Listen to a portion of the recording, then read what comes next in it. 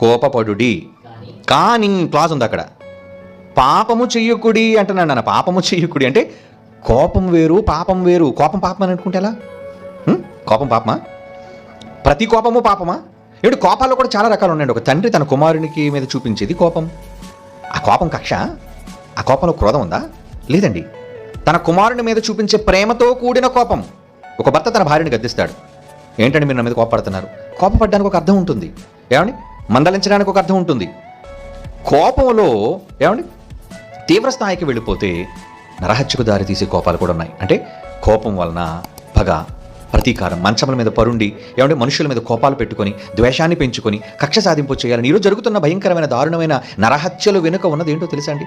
Majority కోపమేనరా. మరి ఆ ప్రేమ చూపించి మనం కోపాన్ని తగ్గించేయచ్చు. కనుక ఏ కోపాన్ని తగ్గించాలి అంటే మనుష్యుల మీద దాడి చేయాలనుకున్న ప్రేమను తగ్గించాలి, అవునా?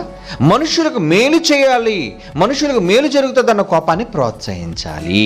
కనుక దేవుడు సూర్యుడు అస్తమించేలోపు మీ కోపాన్ని ఆపేసుకోమన్నాడే, అది ఏంటి? ఒక మనిషిని గాయపరచడానికి, ఒక మనిషిని అంతు చూడడానికి, ఒక మనిషిని మరణమొందించడానికి. ఇటువంటి కోపాలంటే మీ వల్ల ఎదుటి వారికి నిష్కారణంగా ఇబ్బంది, ప్రాణాపాయం, అపాయం కలిగే పరిస్థితుల్లో కోపం అయితే చూడు సాయంత్రం అవుతుంది తీసేయి అన్నాడు.